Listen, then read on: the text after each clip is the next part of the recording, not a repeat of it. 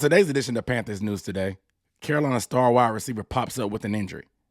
The Panthers actually control their own destiny for the playoffs? And last but not least, it looks like the national media is finally jumping on the bandwagon. Let's go ahead and get into it. What up, dude? What's going on, Panthers Nation? This is Aaron Duncan with the Necessary Bluntness Sports Talk, bringing you recap and analysis of the Carolina Panthers. So if you want to see more videos like this news video today, Tuesdays I do film breakdowns and I do live streams on Wednesdays and post game on Sundays, along with all kind of news and updates. So if you want to stay in the loop about more Panthers content as we make this playoff push, hit the subscribe button down below and the bell icon. The bell icon, make sure you get notification every time I drop something. All right. So now that we got the housekeeping out of the way, I need you guys' feedback on all these topics that we talk about because we have a few things to cover. And the first thing that we're starting with is an ankle injury to our star wide receiver. Number 2, DJ Moore. Denniston Moore, okay? So DJ played all but 3 plays in the game yesterday for the Carolina Panthers and kind of in some garbage time when we were just trying to run the clock out in that final drive, second to last drive, excuse me. DJ Moore got rolled up on by a defender. I'll play the video right here where you can see that he was just kind of blocking backside, and the Seahawks defender kind of whipped into him. His ankle got stuck underneath that. So I didn't really notice that happened. We didn't really get much from it on post game. All we know, I saw a tweet come out from Ian Rappaport saying that imaging, aka X-rays and MRI, will be done on DJ Moore today, and we didn't get much information from Wilkes in the presser. He said he'll have to just wait till Wednesday. Usually when he says that, when it comes to injuries, we kind of get like a little sneak insider report from Ian or Adam Schefter sometime before then, so I expect that to come out. That's a bright side, but those ankles can be lingering, especially coming out the bye week. We don't pass much at all, and DJ actually didn't have a catch in the game against the Seahawks at all. But this presence alone does open up some things and just gives a little comfortability and playmaking and experience that we don't have a ton of on this Panthers wide receiving core as a whole. So we're hoping for the best. Fingers crossed on the MRI. And after saying all that and giving my opinion reports, I called it. Adam Schefter came out and said that DJ Moore is day-to-day, and it's actually a knee injury, not an ankle injury like they first reported. So these are good reports. Reports inside the organization say it's not significant. That's a bullet for sure. So, but this will be a good opportunity for Terrace Marshall Jr. to step up. We saw Shi Smith get his first career touchdown yesterday, and also Rashard Higgins has been a healthy scratch for most this season. Let's get this guy involved. Let's get LaVisca involved. If we have to do extended time without DJ Moore, obviously we commit to the running game, but we do have some guys that are playmakers on the outside that we can hopefully take advantage of, because if this is the case, I expect teams to fully load up on the box on us and not respect the weapon on the outside. So this is an opportunity for our young guys to step up, but I'm really hoping for the best on DJ because we're trying to make this playoff push, and health has been, knock on wood, one of the plus that the Panthers have had going their way. Not to mention they're young, they're fast, and like I said, this late bye actually helped them a little bit as well. But we have some injuries that are popping up, and also we heard about Brian Burns having that knee injury that's kind of been nagging. I know a lot of people complained about him not making any splash plays, but Steve Wilkes talked about himself saying that Burns did a lot of things well that don't show up on the stat sheet, like setting the edge and stringing runs out so other guys can make plays, just things that you may not notice on your first glance watching the game. But we have some of our better players beat up.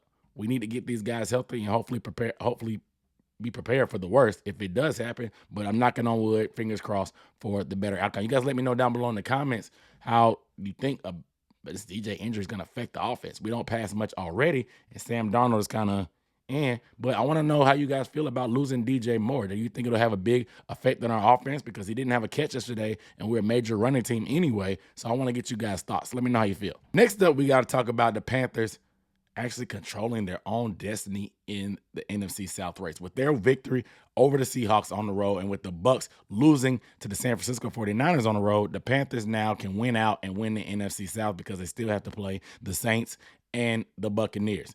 It's always great to be able to have things on your own accord and not have to pray and hope and root for other teams. The Panthers really just need to do what they do and take every game 1 week at a time. Everything in front of them is still there. Let's get it done. I don't care what the record ends up being. I don't care if 9 wins the division. I honestly think 8 is the magic number for the Panthers to win the division. I think they're going to need some help, but I think 8 can definitely win it for them. 9 would definitely, obviously, nail it home. But we talked about it in my NFC South video, and I'll put the link to that up on the screen. that you can check it out. We talked about the final stretch for everybody else, and the Bucks playing the Bengals next week, the Panthers playing the Steelers at home, then another home game with the Lions, and then obviously finishing with 2 division foes with the Saints and the Bucks. Things are starting to align, especially with the Falcons losing Marcus Mariota, putting in Desmond Ridder as the starting quarterback, and the Saints are just the Saints at this point. Things could be aligning for the Panthers if we gotta stay healthy. We gotta take it 1 week at a time. Can't get too far ahead or over ambitious. But I think with a month left in the season, and only 4 games, talking about playoffs is not asinine anymore like it used to be. You guys remember when I was getting criticized a lot about talking about playoffs, maybe not by you guys on the channel, but a lot on the internet and Twitter and Panthers fan base, and I never wavered. I was a little suspect when Darnold came in, obviously, but I never wavered. And like I said, I put my money where my mouth is. I'm going to keep reminding y'all, I put my money where my mouth is and bet on the Panthers to win the division. Fingers crossed that they can bring it home. You guys let me know how strong you feel about the Panthers' chances to win the division now, because some of the 538 analytics guys are giving them a 32% chance of winning the division still. They still have the Bucks heavily favored, even though the Panthers have the control their own destiny. But I want to get you guys' thoughts of how realistically you feel about the Panthers' chances of going to the playoffs. Let me know down below. But real quick, before I get into the last topic, Pro Bowl voting is open. It's been open for a little bit while now. Let's get some of our Panthers guys in there. I know it's not much, but a flag football game in Madden or something like that. But let's get Brian Burns back in there. Let's get J.C. Horn in there. Let's get some of our linemen in there. Let's get Frankie Louvu in there. Let's get a Sam Franklin in there. Let's get an Eddie Panera. Let's get our guys in there. Vote blue on the ballot no matter what. Vote black and blue down the ballot no matter what. I don't care how you feel about these guys, if you feel like they deserve to or not. Vote blue no matter what. The more players we get into the Pro Bowl, the more recognition we start to get and the more respect we start to get. That way we don't have to argue and just whine and complain about not getting the respect we deserve, and people know who we are. Not that it matters a whole bunch, but it's always good to feel respected and not feel like a laughingstock organization of the whole NFL, which we kind of did for the first couple weeks of the season with Matt Rule at the helm. So make sure you vote for your guys. I'll put the Pro Bowl voting link in the description below to make it easy on you. It only takes a few seconds. Vote every day. Vote, vote, vote, vote, vote for our Panthers. Vote black and blue no matter what. And speaking of national recognition, it seems very strange that the Panthers are finally starting to get some recognition. I heard Maria Taylor last night on Football Night of America talk about the Panthers. Look out for the Panthers, that they have a chance to go to the playoffs. Kyle Brandt from Good Morning Football, he actually picked the Panthers in the preseason to win the NFC South. He's probably the only national media guy that I've seen that's picked them in the preseason. Now Bill Simmons is hopping on the Panthers bandwagon as well.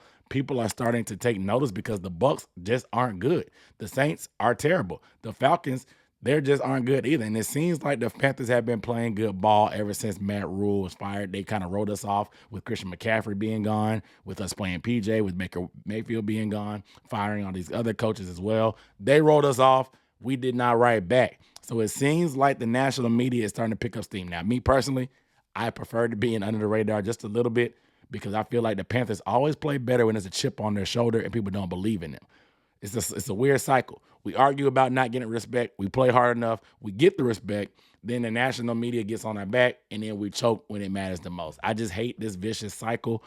It's a tale as old as time when it comes to the Panthers. So I kind of would like for them to keep sleeping on this a little bit. But it's also good to hear analysis from the national media at times. I don't really watch a lot of national media. That's kind of part of the reason why I started making Panthers videos myself, because I felt like the Panthers weren't given the attention that they needed when it comes to just talking about it, film breakdowns, and things like that. So I appreciate the national media. It makes it better, makes it easier, brings more interest to the team. But at the same time, I don't want to be overhyped. So it makes me a little bit uncomfortable, but it just could be me with PTSD from being a Panthers fan for so long. You guys let me know down below in the comment how you feel about the national media kind of jumping on the Panthers bandwagon. Some people picking them to go ahead and win the NFC South because the Bucks and Brady are so bad, and then we know the other teams aren't really standing a chance, and just the Panthers are the hottest team in the division right now because they are the hottest, they're the youngest, and they're the best defense right now and the best running game. These are things that travel and can carry during the playoffs to any location. We saw it in one of the toughest environments to play in the NFL. Running the ball, playing defense works. It's a replicable formula. We'll see what happens. I don't think too many teams want to face a team built like that in the playoffs. So you guys let me know how you feel about the national media finally jumping on the bandwagon. Let me know about any other topic you want to discuss that we talked about today. I appreciate you guys watching. Make sure you are subscribed if you have not and hit the bell icon. I'll see you next time. Peace.